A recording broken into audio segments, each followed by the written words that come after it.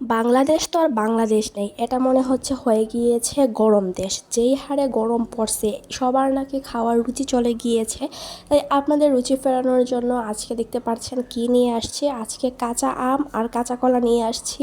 এগুলো দিয়ে আজকে ঝাঁকানাকা একটা মাখা তৈরি করব এবং এটা খাওয়ার পর দেখবেন এই গরমে আপনার পেট মাথা সবই ঠান্ডা হয়ে যাবে। তাহলে চলুন আর ডিলে না করে ভিডিওটা শুরু করা যাক। তো প্রথমে দেখতে পাচ্ছেন আম্মু এখানে কাঁচা কলার যে খোসাটা রয়েছে এই খোসাটা একটা বটি দিয়ে আমাকে ছাড়িয়ে দিচ্ছে।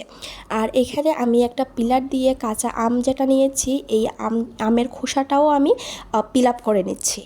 আচ্ছা, আপনারা আপনাদের এলাকার গরমের অবস্থাটা আমাকে কমেন্ট করে জানাবেন। আমাদের এইখানে তো 30 ডিগ্রি 31 ডিগ্রি এরকমটাই থাকে, এবং আপনাদের এলাকার গরমটা হচ্ছে জানাবেন কার কেমন অবস্থা এই গরমের মধ্যে।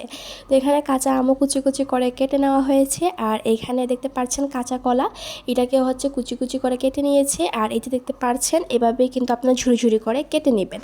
আর তার সাথে কিন্তু এখানে রয়েছে ধনিয়া পাতা, ধনিয়া পাতাটাও লাগবে। আর এখানে দিয়ে দিচ্ছে হচ্ছে শুকনা মরিচ, আর এখানে দিয়ে দিচ্ছে কাঁচা আম যেটা কুচি করে রাখা হয়েছে। আর এই আপনারা মানে কলার সাথে যে কোনো একটা টক ফল দিবেন, তাহলে হচ্ছে মানে মাখাটা টক হবে। আর এখানে কাঁচা আম যতগুলো ছিল অ্যাড করে দিয়েছে। আর এইখানে আমি অ্যাড করে দিচ্ছি রসুন কুচি। আর রসুনটা দেওয়া ট্রাই করবেন, এটাতে অনেক সুন্দর স্মেল আসে। তারপর এখানে দিয়ে দিবে হচ্ছে লবণ, যেটা ছাড়া হচ্ছে কোনো কিছুই হচ্ছে কমপ্লিট হয় না। তো এখন এই মাখাটাকে একদম খুব সুন্দর করে মাখিয়ে নিবে।